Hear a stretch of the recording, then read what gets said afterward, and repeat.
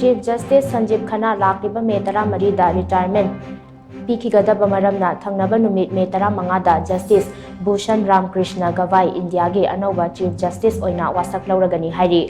कांगलोन के मतुंग इन्ना chief justice Sanjeev Khanna ना यूनियन लॉ मिनिस्ट्री दा लेबाक असिगे अनौबा चीफ जस्टिस ओइनबगिदमक जस्टिस बी.आर. गवाई के मिंग थाखरे हाइरी नौना वासक लौगदौरिबा जस्टिस बी.आर. गवाई सु चाही असिगे नवेंबर दा रिटायर ओइगदबा मरमना महाक फम असी सुमनतगे था तरुक रोम तमक पाइगदौरी पनबा याबदी कुमजा लिसिंग अनि सुमन तरेता इंडिया के चीफ जस्टिस ओइखिबा जस्टिस के.जी. बालाकृष्णन के मथंगदा जस्टिस बी.आर. गवाईना फम असी पाइबा अनिशुबा दलित ओइरगनी जस्टिस बी.आर. गवाई महाराष्ट्र के अमरावती दगिनी महा कुमजा लिसिंग अमगा चमापन मरीफु मंगादा महाराष्ट्र की एडवोकेट जनरल ओइरंबता नत्तना महाराष्ट्र हाई कोर्ट के जज राजा बोनसालेगा थबक तौमिनरखे मधुगी मतुंगदा महा इंडिपेंडेंट ओइना बॉम्बे हाई कोर्ट कुमजा लिसिंग अमगा चमापन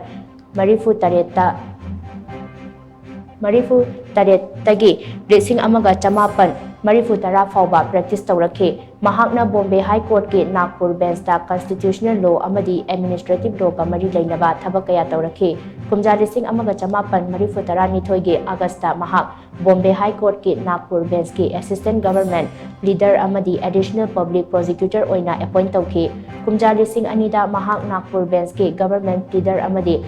पब्लिक प्रोसिक्यूटर ओइखे जस्टिस गवाई कुमजा लिसिंग अनि अहुमदा